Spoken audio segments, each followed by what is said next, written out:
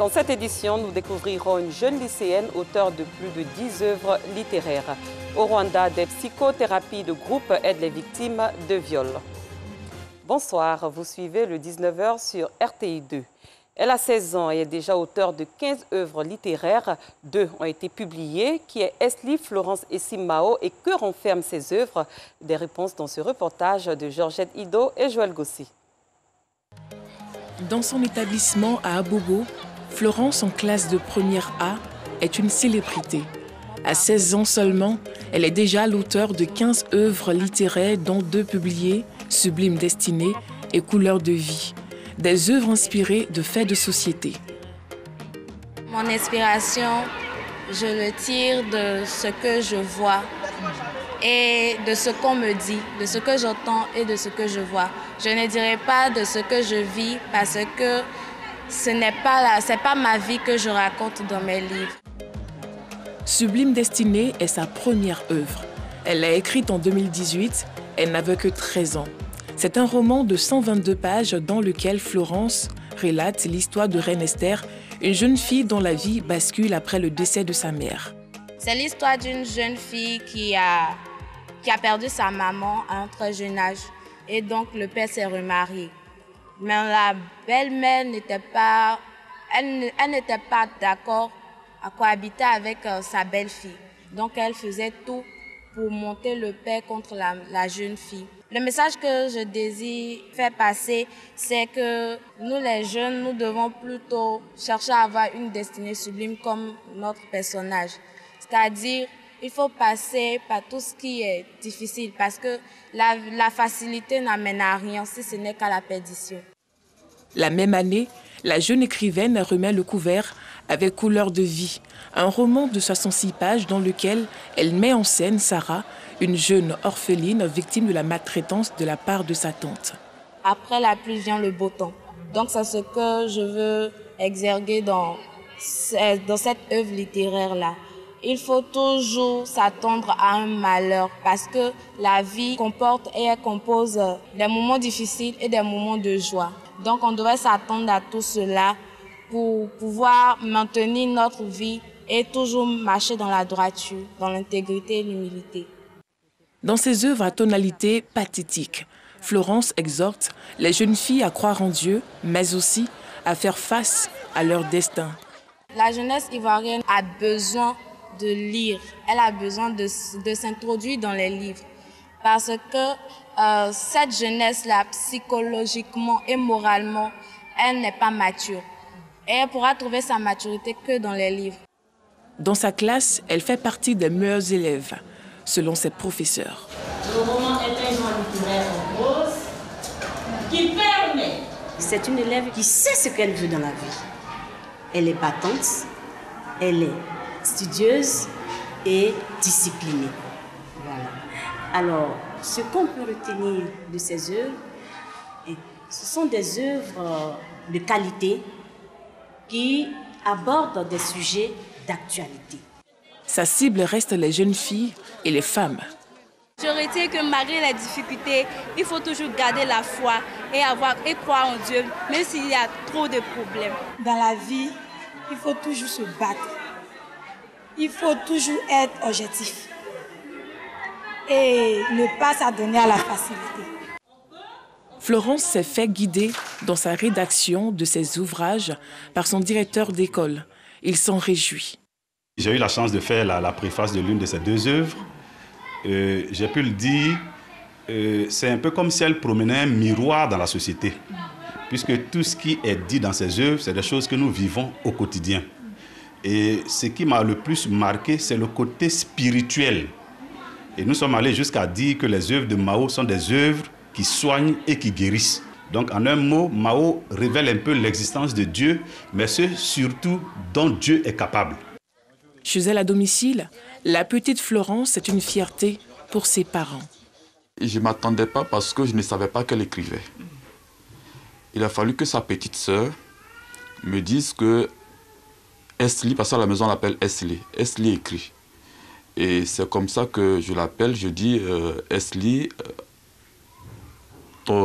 ta petite sœur me dit que tu écris. Donc, envoie-moi ce que tu écris pour que je puisse regarder. C'est comme ça qu'elle me présente des cahiers de 300 pages. Et la nuit, je prends le temps de regarder ces cahiers-là. Et j'ai vu que c'était vraiment un trésor. Il fallait l'aider. Et le matin, j'appelle ma fille et dis félicitations, je vais faire éditer cela. En tout cas, je ne m'attendais pas, mais par la grâce de Dieu, je me réjouis. Parce que vu ce qu'elle fait, en tout cas, je suis étonnée. Mais elle me dit que c'est Dieu qui fait toutes choses. Son temps libre, elle le partage entre ses 3 grandes passions, la littérature, la coiffure et le tricotage. Dédicacés en janvier dernier, ce sont 600 exemplaires de ces 2 romans qui ont déjà été vendus. De quoi réjouir la maison d'édition.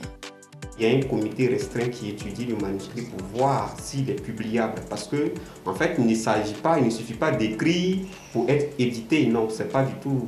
Le livre respecte certaines règles. Et c'est ainsi que nous avons reçu un matin le manuscrit, 2 manuscrits de Essim Mao. Et à l'issue de l'étude menée par le comité de lecture, nous pensons qu'elle a reçu l'avis favorable. Mais on a vu derrière, après avoir étudié le livre, que c'est une jeune fille, une toute petite fille de 15 ans. Alors, mais on s'est dit, pourquoi ne pas lui donner sa chance pour qu'elle puisse vraiment éclore son talent et donc devenir un exemple pour sa génération, non seulement pour sa génération, mais pour les femmes et pour beaucoup de personnes. Petite en âge, mais grande par le talent, l'histoire de Florence corrobore le dicton. Aux âmes bien nées, la valeur n'attend point le nombre des années. Autre chose à présent, l'Union européenne offre du matériel informatique à la délégation régionale CRASC Sud de Lamé, un don qui se situe dans le cadre du projet Liane 2 en collaboration avec l'ONG Terre et Arbre Ma Vie. La cérémonie s'est déroulée dans la ville d'Alépé en présence des autorités municipales. Bintou Pekeli. Des équipements informatiques et bureautiques remis à 6 délégations de Lamé sur la base de la qualité de leur travail et de la disponibilité de leur siège. Avant d'obtenir ce matériel informatique qui va servir de collecte de données dans la région de Lamé, il y a eu un travail préalable qui a été fait. Avant d'être sélectionné parmi les 10 OSC qui ont postulé à la candidature de matériel informatique, dont nous avions été 6 bénéficiaires, c'est parce qu'un travail préalable a été fait sur le terrain. D'abord, avec les maigres moyens qu'on avait, on a pu sillonner la région pour recenser quelques OSC dont on a mis à disposition de classes suite. Un don de l'Union européenne en vue de mener à bien des activités des organisations de la société civile, ONG, fédérations, associations, coopératives, mutuelles et groupements. Le CRAS a été initié par l'Union européenne, par l'État de Côte d'Ivoire, pour servir de relais, servir d'interface entre les OSC et l'administration. Donc le rôle du CRAS, c'est de fédérer les ONG de la région, fédérer les ONG de la zone. Ce don de l'Union européenne s'est fait dans le cadre du projet Liane 2 en collaboration avec l'ONG Terre, Arbre, Ma Vie. Et ce qu'on nous demande de faire à travers ce matériel, c'est d'aller dans le fin fond de la région, dans les hameaux, dans les campements, et même les associations de quartier, pouvoir les prendre en compte et les aider à les formaliser, à avoir ne serait-ce que leur récépissé, leur apporter l'appui technique, l'appui en formation et l'appui financier. Je me dis, avoir un programme social qui pense à aider, à encourager nos jeunes, à encourager nos mamans, faire partie de nos priorités en ce qui concerne notre municipalité et le conseil municipal d'Alépé. Voilà ce pour lequel on s'est engagé à accompagner nos mamans, accompagner nos jeunes, surtout nos mamans. La première phase du projet LIAN a permis d'identifier et de former des OES sur les voies à suivre et les conditions à remplir pour être crédibles et bénéficieux du soutien des organismes de financement dans le cadre de leur projet. Le Centre régional d'appui à la société civile Sud couvre 10 régions dont le district autonome d'Abidjan. Il dispose d'une délégation dans chacune de ces régions et dans le district. En sport football, la sélection ivoirienne cadette s'envolera bientôt dans le cadre de la Coupe d'Afrique des Nations U17, une rencontre que va abriter le Maroc du 13 au 31 mars prochain. Avant leur départ, ils ont reçu des mains de la présidente du comité de normalisation de la FIF, Mariam Dao Gabala, le drapeau national, Moyabi Diabaté et Sojan Silver.